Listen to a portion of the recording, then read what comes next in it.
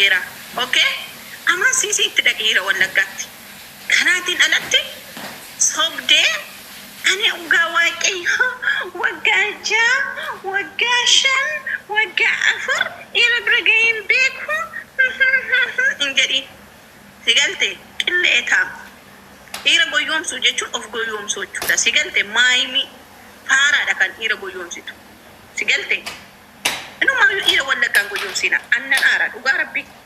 Si galte itti gaafatummaan isaa hin harka jira waan ta'eef hin goyoomsina. Dhiira kutaa koo goyoomsitanii jennaan natu si qalaa jechuudha. Si galte hin goyoomsina. Dhiirri keenya jechuun dhiira gatiitti baasanii fuudhuu qabanidha. Dhiira hin argamne dhugaa rabbi. Dhiira wallaggaa motuu miinii namee qatti baasanii dubartoonni kutaa biraa fuutanii. Dhugaa rabbi sinitti xiqqaata. Sinitti hin xiqqaatu dhugaa waaqaan argattanii biqilmde. Dubartoonni nuti wallaggaalle jechuudha. Otoo gatiitti baasanii dhiira keenya fuutanii homti takka sinarraa hir'atu hin jiru. Hamti takka.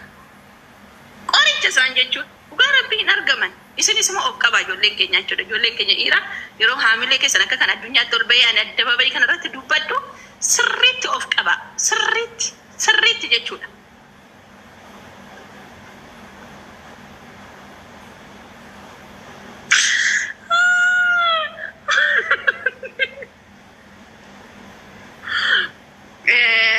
Maali dullatti deemi heerumeedhaan jaarsa qaba qashti laman heeruma heerumeedha gara tarabbi laman heerumsisi barbaadde na kanaatii fi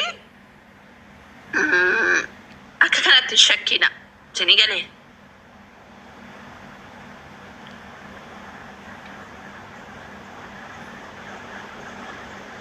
hidhii keessanillee hidhii ol jinaa dhageessaa malee hidhii feekitti hin geessina hin jaallatu jechuudha gaafa dhungatu. Ammammoo bara kana hidhiin feekiillee jira jedhani kan itti dhaabbatan. Dhiironni keenya hin shawwadamina. Dhugaa rabbi. Oduu sitti buuseera. Dhugaa rabbi oduu natti buuseera oduu hundee. Mana madaamii jirram gifti goonyu kan odeessina reeyoo gabbaanee tiktokitti odeessine. Haay hojii finnee yoo ta'e oduu nutti buusa. Dirqama oduu ageeffa oduu odeessuu qabna. Si galte? Yaa waan dhiironni keenya barbaadan hundaayyuu nan isinitti himaan. Nama garaa garmalee guddatu hin jaallatanii xiqqoo ishee garaa xiqqeessuu qabdanii sheeppii garuu sheeppii qabaachuu qabdan. Sini galee? Sheeppii qabaachuu qabdan. Sini galee? Garaa kana moo xiqqoo ishee borcii garmalee hin jaallatu dhiirri wallaggaa baasa borcii garmalee hin jaallatu. Sini galee? Rakkoo dhagaa akka rakkootti. Koppiliingi chaappi godhaa. Taaf godhaa. Dhugaa rabbi qoricha dhiira wallaggaa argachuu jechuudha. Dhugaa waaqayyo carroomtanii ta'u warri dhiira wallaggaatti heerumtanii dhugaa waaqa jiraatan carroomtanii ta'u. Iddileenya dhugaa waaqa waan argitaniin beekni addunyaa lammaffaa argitu jechuudha. Dhiira wallaggaa gaafa argattan. Dhugaa waaqa addunyaa lammaffaa argita. Guyyaa akka bagumaan aladde haadha goottee haadha kee eebbistaa jechuudha ciiste. Dhugaa waaqa gaafa dhiira wallaggaa argatte.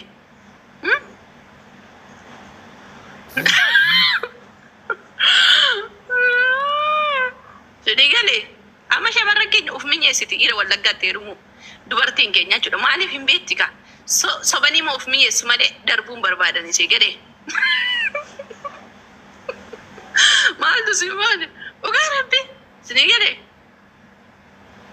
Of mi'eessu maaliif isaanis immoo amma tokko cimoodha waan taateef shamarran keenya kun ciccimtuudha beektu. Na baay'ee badaa of hin laatan. Sini galte beetti mootuu dhattoo jechuudha. Kanaatiif akkana siniin jedha. Maaltu hanqate? Maaluma nurraa hanqate? Kanaaf arraba dhiisaa arraba barbaachisu. Otoo dubbanne dhugaa otoo naasa'ee guyyaa guutuu akkasiin hojii keessan dagattanii azzal akkanatti raftan sinan godhaan. Akkanatti raftu na jala. Maal intala kana maaluma nutti fuudhe waaqayyo jettu gatteessanii. Otoo naasa'uu jammare. Dhugaa rabbi keessumaa dhiira shaambuu gaafa argattan carroomtan jechuudha. Ani badee waaqayyoon galateeffadha.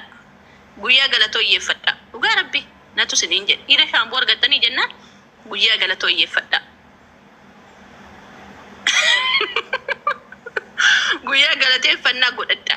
habibi berdi godadda ira wal shambu jechun takkafaadha ira dambidollochun tokkofaadha ira beegeechun tokkofaadha ira laqamteechun tokkofaadha ira wallegga bahaachuun tokkofaadha irota kutaa hunda kana keessa argattanii jenna guyyaa galataayyeeffadha natu siniin jedhe jechuudha.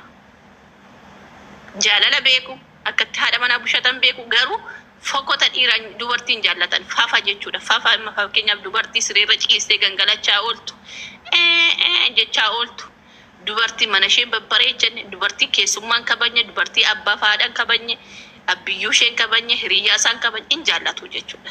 Isa kanan gootu taanaan hudduu kee irra kaawwattee harka kee galtaa jechuudha. Guyyaa adii harreerra si kaa'ee si galchaa jechuudha. Si galte dirqama dubartiin takka dhiira wallaggaatti heerumte taanaan ganama abboro otoo ni rafaa jiru handaan kun takkaa iyyite kaate handaan kun takkaa iyyite kaate jechuudha. Buna danfiste mana keessa babbareechite kun goote kursiisa o'aa kana hojjette atti abbaa manaa kee kaasuu qabda jechuudha. Si galte dhiira wallaggaa akkas saa hojii isaatti gaggeessita. Wayyaa isaa qopheessitee fi caammaa isaa xaragdee fi waan hundumaa qopheessite. Okay? Hojiitti gaggeessita. Isaan booddee misaa isaa qopheessita jechuudha. Si galee hojii hojjetta jechuudha. Hojii kee hojjetta isaan booddee sa'aatii muraasa hojii hojjetta. Sa'aatiin inni dhufu jala ga'u sa'aatii kee laallatta jechuudha. Sa'aatii kee laallattee wanta inni barbaadu qopheessita jechuudha. Okay? Kazaan booddee buna kana ixaana kana aarsitee mana keessa fu'aa gootee shittoo kana biiftee fu'aa gootee urgeessite eeguu qabdaa jechuudha. Si galee kana hunda gootaa jechuudha dhiira wallaggaa. Kazaan galgala yeroo inni dhufu immoo fu'aa jettee zanaa jettee baatirii fakkaattee eeguu ni qabdaa jechuudha. Baatirii ija baatirii gootee fu'aa jettee fagagtaadhaan gammachuudhaan bakka aaree dhufa yoo ta'e illee tarii hojiin itti baay'atee mataa dhukkubee dhufuu danda'a. Si galte tarii xiqqoo ishee hojiin isatti cimee dhufuu danda'a. Yeroo inni dhufutti laphitti gochuu qabdaa jechuudha. Lajab aqaaf gooftaa koo jechuu qabdaa jechuudha. Maal taatee naartee hojii sitti baay'atee abshir jabaadhu ittiin jettaani. Si galte bishaan qorraa kana obaastaani. Okay? Malee jettamte jechuudha. Akka bulguudha. Dubartiin akkasiin taatu bum jechuun qabdu jechuudha. Qassette lambassette si gale fataa waa jette eeguu qabdaa jechuudha. Akkas jechuudha. Malee amma dubartiin tokko gaafa abbaan manaa dhufee mana ga'u isheen ganaa eereetti naannofti jechuudha. Abbaan manaa gaafa dhufu ganaa isheen saanii lafa inni jiru barbaaddi. Buddeenuu mana jiru ganaa bittee buddeenii barbaaddi jechuudha. Dubartii takka jechuudha. Yeroo sana maal si godha beektaa dhiirri wallaggaa harka kee hudduu kee irra si kaa'ee mana haadha keetti si darbataa jechuudha. Ati gadi baatee nutti boossaa jechuudha isaan booddee. Maal siif haa goonu nuti? Abbaan manaan gama ga'eera isheen ganaa soofaa fi mana keessaa mana sisirreessiti jechuudha. Guyyaa isa abbaa kee oolteeti. Guyyaa isa abbaa kee oolte. Si galtee? Wayyaa sireellee kan hin hafiin ooltu jirti. Kan hudduu miciistu abbaan manaan gadi ba'ee. Iddoo fee jiraadhu biyya keessa jiraadhu mana kiraayis jiraadhu dirqama waan qabduun bareechuu qabda. Mana kiraayii keessa illee yoo jiraatti kifilii tokkollee yoo taate atiif abbaa manaa kee jechuudha. Yeroo inni ka'utti siree kee fu'aa goote babbareechite yoo ibellee mana keessa babbareechite waa tokko goggoote humnaa ol hojjette babbareechite teessee abbaa manaa eeguu qabda jechuudha. Yoo raftellee rakkoo hin qabu. Garuu iddoo maganamatti si'iise deemee dhufa taanaan wayyaa maganama si'iise deemeen ati teessee eedda taanaani.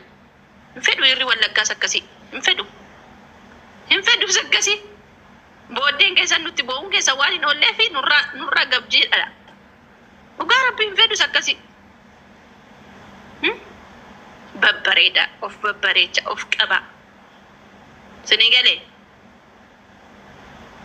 Daa'ima immoo gaafa godhattan dhiira wallaggaadhaaf barsiisuu qabdan.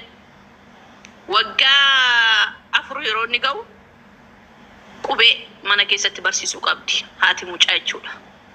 Utoo abbaan manaan hin argin. Qubee ficcisiisuu qabdan. Shigalte akkasidha jechuudha. Warri dubartii wallaggaa kan ishee martii taatee fi dhiirri wallaggaas immoo dubartii wallaggaa kan inni filatuu fi kutaan biraallee dubartii wallaggaa kan inni filate meeqa gabbaree kan inni fuudhaa jiruuf maaliif beektaa? Dubartii wallagga daa'imummaa waggaa 4tti mucaashee afaan hiikkatee qubee barsiisuu jalqabdi jechuudha. Sinii galte akkas gaafa dhaqee kutaa tokko galu qubee ABCD abacada kana hundi fixee galaachuudha mucaashee akkas. Kata warri wallaggaatti hiramuu barbaadan rakkoon hin jiru. Nuyi sin jaallanna. Sinii galee akkasidha. Garuu bakka dubartii ma of ittee deemtu bichaan ta'ina. Dubartii ma of jaallattu qofa. Sheen akkasii abbaa manaan illee akka inni maallaqa kaawwatu, akka inni kuufatu, akka inni mana qabatu, akka inni qabeenyaa horatu hin gootu jechuudha. Irrumaa gadi ilmiti. Irrumaa gadi ilmiti. Kuulii mattiin bitaa oolta taanaan chaapistiikii mattiin bitaa ismoonni hojjetee fidu irraa ilmita taanaan irri wallaggaa sana sin fidu. Of bareechi hin jaallata. Of miidhessi hin jaallata. Isa kana sin orgu uffadhu. Miidhessi mana kee waan mana keef ta'u hunda sitti laata inni hin qusatu. Garuu gadhummaa sirraa hin jaallatu. Si galee hojjechuu qabdaatis immoo karaa tokko jechuudha. Si galte? Sinii galee? Kanaaf dubbattanii naman dubbachiisina. Shamarran wallaggaa yoo irraa dubbanne dhugaa dubbachuudhaaf wanti sin ukkubuuta kan jiru galateeffadha malee. Hayya sooree jedhaa malee wanti keessaan uftanii anaan arrabsitan akkasii asiin qabee achiin qabee naan jettanii dhukkeen irraa kaasaniif hin jirtan. Shamarran wallaggaa jechuun mirga koo dhiisuun mirga koo. Shamarran wallaggaa jechuun dhugaa rabbiitti qabbanooftuudha, dabarfattuudha, obsituudha, waan hundaa dandeessuudha, hojjettuudha, beektuudha. Sinii galte dhugaa waaqa shamarran wallaggaa jechuun baxaam itti dhugaa jechan qabuufi waan hundaa dandeessuudha. Kan ofii ishee dhiistee fi maatii ishee dhaabbattuudha. Kan biyya ishee dhaabbattuudha. Sinii galte shamarran wallaggaa jechuun jireenya isheetiifis waan hundumaaf kan dhaabbattuudha malee kan ishee bichaatiif nama jiraattu miti shamarran wallaggaa. Sinii galee bayi koota zalaati cimdaaqa. Waa'ee PP zalaatti barreessita taanaan bilookii hudduu keetiin asi gaggeessaa. Qicaa. Sinii galee kanaatii fi shamarran wallaggaa jechuun dhugaa daa'imentoodha isaan. Daa'imentoota. Si galee warra jaalalaaf dhimma hin qabanidha. Murteeffatanii jennaan isaan duwwaatti hin deebi'an. Sossobbiin barbaadan. Gaafa si jaallatan, si jibban bakka. Waan murteeffatanii tokko moo nan du'a jedhanii murteessanii nan uma du'usan. Dhimmatti hin qaban. Onnee qabdi beektu durbootitti. Onnee qulqulluu qabdi, onnee qulqulluu nanis duuti. Malee fakkeessuu kanan jaallattu. Akkasiin odeessitan miti lakki. Waan baay'ee nurra keessu, waan baay'ee nurra nattu. Beekaa dubbachuu dhiifne malee waan baay'ee dubbannaa jechuudha. Sinii galee.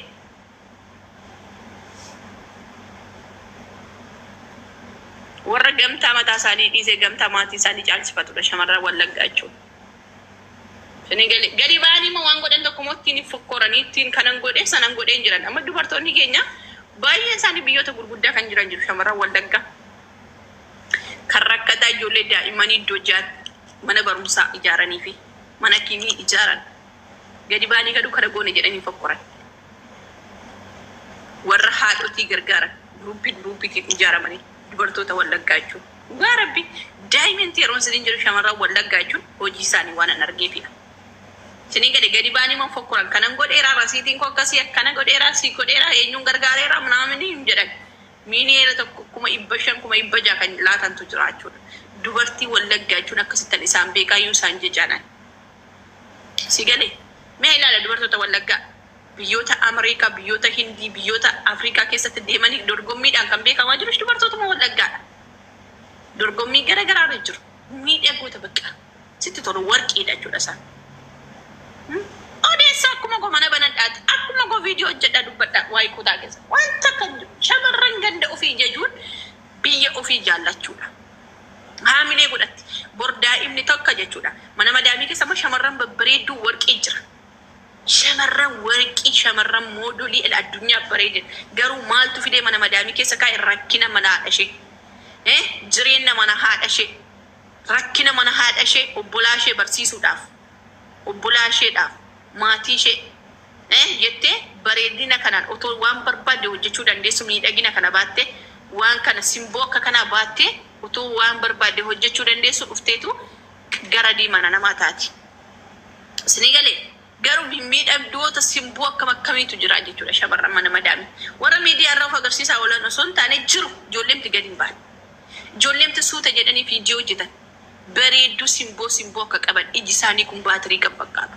Nyaarri isaanii kun maddiin isaanii kun buskuttii kan fakkaatu. Qaamni isaanii bichaan ilaaltanii kan hin quufne ijoollee mana madaamii keessa hedduu isaanii jiru. Isinii galee kanadha. Deemi addanaa deemi. Kutattuun tadaa deema zira arraban baasin arraba keessatti qiinqananii yaa kutan. Dhiqaaltitti zarii badii. Deema zalaati. Wakiin sin arrabsaa wakiin deemi. Si arrabsee biloogii si gochuu korramoo deemuu keessii wayya. Arrabsamtee deemuur. Si galtee. Ngugubatiina wanta akka wanti sin gugubuun jiru. Ishii jedhaa fudhadhaa liqimsaa. Ishii jedhaati liqimsaa sirriitti liqimsaa liqimsuun sin barbaachisa. Isinii galee liqimsaa.